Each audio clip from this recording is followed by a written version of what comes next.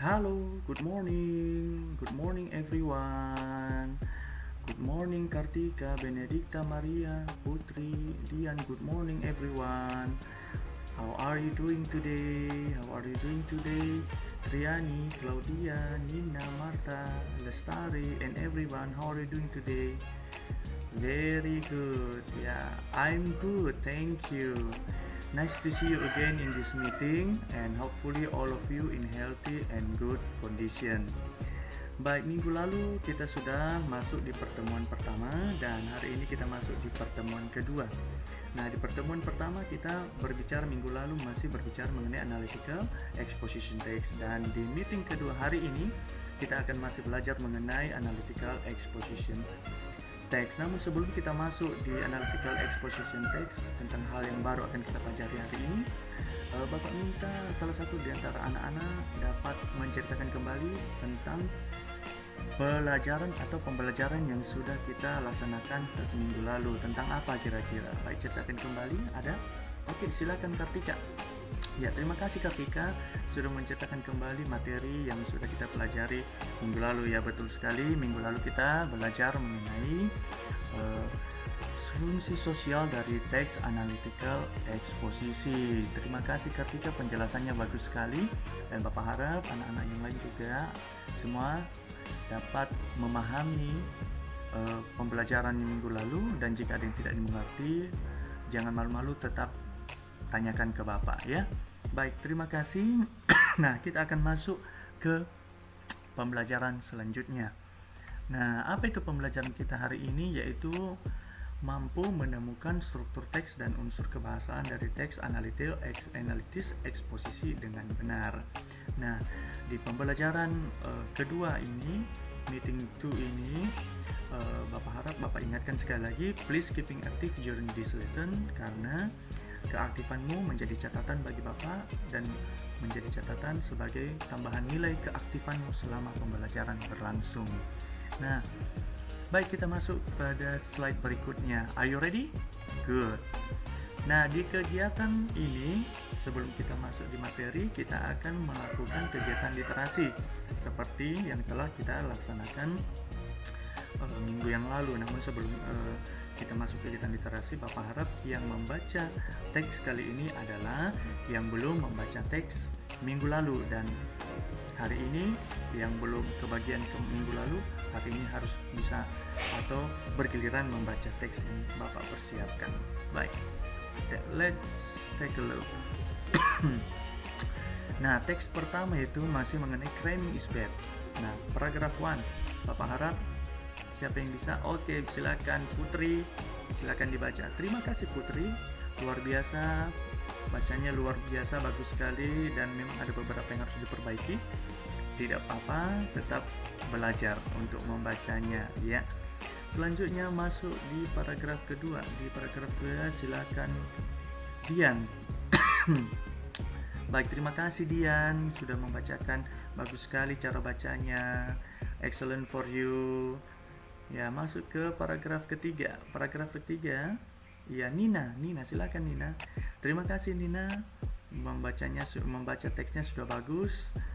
Ditingkatkan lagi untuk lebih baik lagi ya Nina. Baik, selanjutnya masuk ke teks kedua, karena Bapak sudah mempersiapkan ada 2 teks. Nah, teks kedua ini mengenai the importance of drinking water. Baik, kami persilakan Kartika untuk membaca paragraf 1 dan 2. Terima kasih Kartika sudah membacakannya. Selanjutnya paragraf ketiga, Lestari ya, atau Putri, oh ya Putri, ya silakan Putri. Ya, terima kasih Putri. Baik, paragraf 4 dan 5, Benedikta. Ya, silakan Benedikta. Terima kasih Benedikta sudah membacakan teksnya, luar biasa, dan Bapak harap yang sudah membaca teks hari ini terus belajar untuk membaca teks dengan baik. Tidak apa-apa, walaupun ada salah sedikit, itu bisa diperbaiki, masih bisa diperbaiki dengan cara kembali belajar, sering-sering membaca teks dalam bahasa Inggris. Good. Selanjutnya, nah, berdasarkan teks yang sudah kita baca, why cramming is bad? Kenapa cramming itu berbahaya atau tidak baik? Ya, betul sekali. Triani sudah memberikan jawaban, Nina juga, Maria juga. Ya, cramming itu tepat sekali, yaitu sebuah kebiasaan buruk dengan melakukan sistem kebut semalam atau belajar semua materi yang besok diujiankan. Nah, itu sangat berbahaya ya, dan itu dapat merusak kesehatan. Good. Why drinking water is important? Ya, terima kasih jawabannya dari Benedikta, dari Lestari, Claudia juga, Triani. Ya, betul. Kenapa minum air sangat penting? Karena minum air dapat memenuhi kebutuhan cairan di dalam tubuh dan menyehatkan organ-organ di dalam tubuh kita. Bagus sekali. Bagus sekali. Nah, do you find new vocabulary from the text? Have you list them? Can you read them for us? Ya, terima kasih. Benedikta sudah membacakan vocabulary yang dia temukan di teks tersebut. Ada juga Dian Glory, bagus sekali. Claudia juga demikian, Triani, Benedikta, terima kasih sudah membacakan vocabulary-nya. Nah, sekarang mari kita lanjutkan ke tahap berikutnya atau slide berikutnya. Nah, di bagian slide ini kita akan belajar dari sebuah video pembelajaran, di mana di sana sudah Bapak persiapkan sebuah link yang sudah Bapak juga kirimkan sebelumnya, link tersebut, dan tidak ada salahnya saat ini kita melihat tayangan video pembelajarannya bersama-sama. Nah, mengenai video pembelajaran Analytical Exposition Text yang telah kita saksikan bersama. Nah, have you seen the video above? Sudahkah kamu sudah melihatnya secara lengkap? Bagus sekali, luar biasa. Nah, pertanyaan kedua, can you tell me what information from the video above? Apa informasi dari video itu? Nah, siapa yang bisa memberikan tanggapan? Terima kasih, berikan applause buat teman-teman yang sudah memberikan tanggapannya, informasi yang dari teks itu. Ya, terima kasih sudah memberikan jawabannya. Baik. Nah, selanjutnya mari kita lihat apa yang akan kita pelajari. Nah, inilah dia. Analytical exposition text is divided into three parts. Jadi, analytical exposition text itu dibagi dari tiga hal, yaitu tesis, argumen, and reiteration. Di sini Bapak mau jelaskan tesis ini bukan skripsi ya anak-anak ya, bukan sebuah skripsi, tetapi tesis ini adalah bagian dari paragraf pertama di mana memperkenalkan, it introduce topic and the writer position. Tesis ini biasanya ada di paragraf pertama. Good. Sekarang argumen. Nah, argumen, in this text, you can be found one or more than one arguments to support the writer's idea or opinion. Nah, di argumen dalam analytical exposition text itu bisa terdapat satu, dua, bahkan lebih dari 3 argumen. Untuk apa? Untuk memberikan support, mendukung apa yang menjadi topik yang dibicarakan oleh penulis. Nah, yang terakhir yaitu reiteration.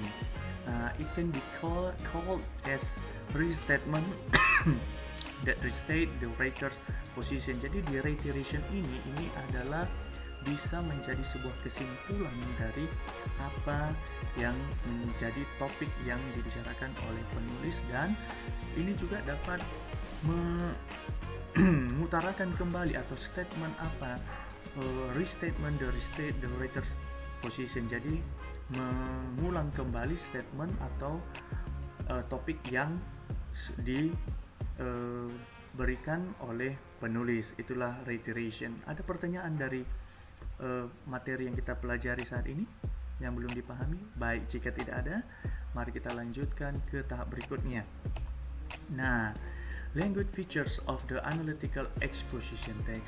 Nah, jadi di analytical exposition text ini ada language features-nya, ada unsur-unsur kebahasaannya.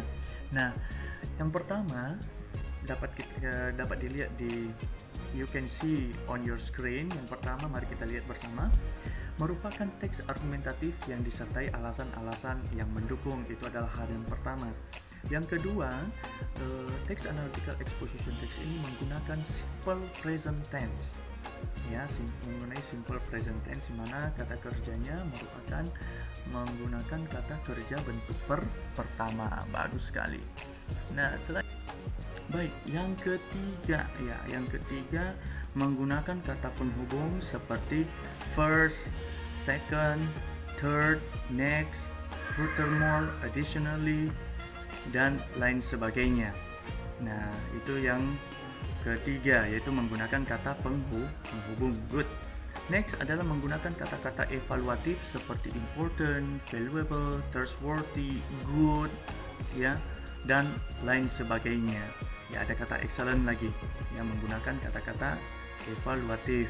Nah, selanjutnya yang terakhir yaitu menggunakan causal conjunction atau sebab akibat, contohnya as the result, because, by, consequently, despite, due to, for that reason, dan lain sebagainya. Nah, dari language features ini ada kira-kira anak-anak yang masih kurang mengerti atau tidak dipahami, silakan ditanya ke Bapak sekarang.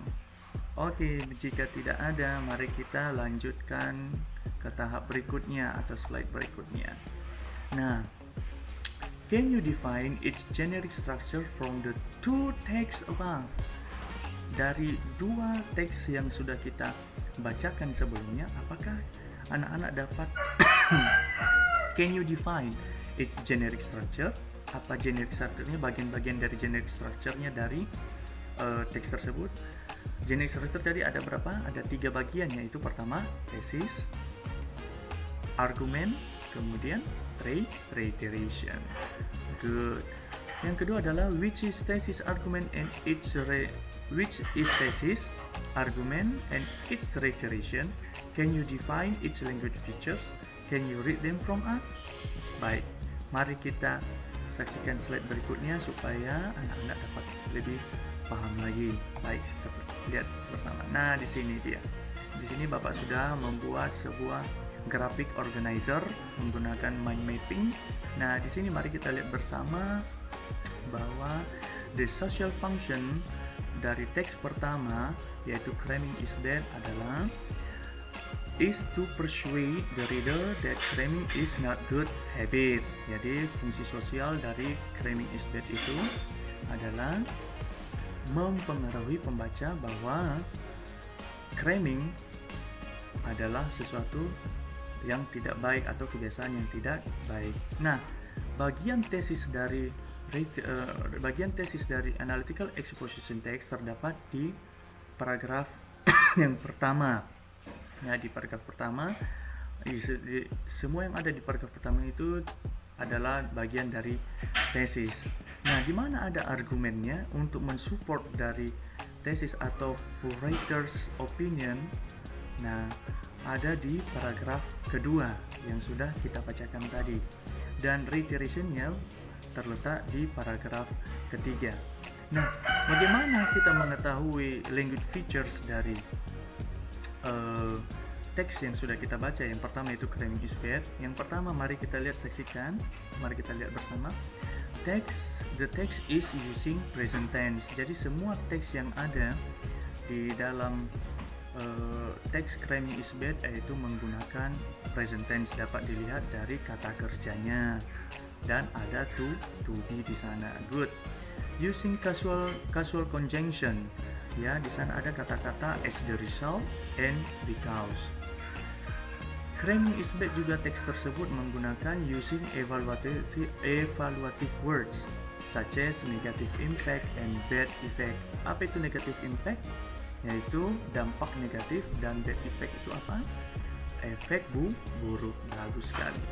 Nah, using conjunction such as the first, pertama, additionally, dan furthermore. Di sana ada kata-kata yang menunjukkan menggunakan using conjunction di teks pertama yaitu cramming is bad. Kira-kira dari mind mapping atau graphic organizer yang sudah Bapak berikan ini dapat dipahami? Good, bagus sekali. Next, kita lihat teks kedua. Nah, di sini dia. Teks kedua, the social function is to persuade the reader that drinking water is essential. Di mana ada tesisnya? Tesisnya berada di paragraf pertama. Argumennya, nah ini agak berbeda. Argumennya berada di paragraf kedua, ketiga, dan keempat. Kemudian reiteration, ya berada di paragraf, salah tulis Bapak ya, itu bukan paragraf ketiga tapi paragraf kelima. Dan language features-nya, semua teks di dalam importance of drinking water, the importance of drinking water menggunakan present tense. Menggunakan juga using casual conjunction seperti therefore, as the result, and because. Di sana ada kata-katanya. Kemudian apalagi menggunakan using evaluative word, seperti apa saja yang terdapat di teks, yaitu such as important, useful, and in good condition. Very good. Nah, untuk menggunakan conjunctionnya ada terdapat dalam teks tersebut seperti firstly, in addition, the second, and additionally. Very good. Kira-kira ada pertanyaan dari teks kedua mengenai generic structure dan language features-nya? Tidak ada. Baik, good. Bapak percaya, Bapak harap anak-anak sudah dapat mengerti. Tapi jika ada yang masih belum mengerti, tetap Bapak persilakan untuk jangan malu bertanya. Good. Next, selanjutnya adalah it's discussion time. Ya, it's time to discussion. Ya, sebagaimana sudah kita bagi bersama kelompoknya yang terdiri dari ada yang 3, ada yang 4 karena jumlah kita ya. Nah, it's time to discussion. Bapak sudah mempersiapkan teks untuk diskusinya, dan Bapak harap di kegiatan diskusi ini anak-anak berdiskusi bersama teman-temannya, dan baik itu di WA group atau di Zoom meeting, dan Bapak harap di setiap diskusi, kegiatan diskusi dalam grup, Bapak di-invite atau diundang supaya Bapak juga dapat melihat bagaimana proses diskusi dari kelompok per kelompok. Baik, terima kasih. Silakan bekerja di kelompoknya. Teksnya sudah bisa di-download di Google Classroom. Bapak persilakan. Oke, terima kasih. Time is up, time is over. Sekarang waktunya untuk presentation. Silakan mempresentasikan hasil diskusinya mengenai struktur teks dan language features dari teks diskusi yang sudah Bapak persiapkan. Kami persilakan setiap grup untuk mempresentasikan tugasnya atau diskusinya masing-masing. Ya, mulai dari kelompok 1, 2, 3, dan 4. Terima kasih. Baik, terima kasih. Hasil diskusinya luar biasa. Semua menggunakan web organizer ya, menggunakan graphic organizer, mind mapping, dan ini bagus sekali. Walaupun beberapa di antara kelompok masih ada yang masih kurang ini ya, masih kurang bagus menggunakan graphic organizer-nya, dan Bapak harap masih ada waktu untuk tetap belajar bersama bagaimana membuat graphic organizer, bagaimana menggunakannya di PPT atau file presentation. Ya, terima kasih semuanya untuk presentasinya. Nah, ini teksnya tadi ya. Oke, sekarang please make conclusion about what you have learned today. Silakan Kartika yang pertama. Ya, terima kasih Kartika, conclusionnya bagus. Maria, terima kasih Maria. Putri, terima kasih Putri. Dian Glory, ya terima kasih Dian Glory. And the last, Claudia. Iya, Claudia, terima kasih Claudia sudah memberikan conclusionnya bagus sekali. Next, hari ini kita reflection time. Nah, mari kita masuk ke reflection time. Nah, hari ini kita sudah belajar mengenai dua hal, yaitu generic structure dan language features. Dan dimana apa yang kita pelajari hari ini, Bapak harap anak-anak semua tetap belajar atau mempelajarinya di rumah. Dan jangan lupa untuk mengerjakan LKPD-nya. Ya, LKPD-nya itu ada instruksi-instruksi. Dan Bapak harap di LKPD itu jika sudah selesai silakan dikirim melalui WA group atau menggunakan Google Classroom. Terima kasih semuanya, dan Bapak harap tetap belajar di rumah. Minggu depan kita akan belajar bagaimana menemukan informasi dari teks analytical Baik, Bapak ucapkan terima kasih sudah mengikuti pembelajaran hari ini dengan baik. Thank you. Learning from home can be difficult, but it is definitely achievable. Thank you for joining the lesson from the beginning until the end. Hopefully, we will meet again in the next meeting. Keep safe and keep healthy. God bless you, everyone.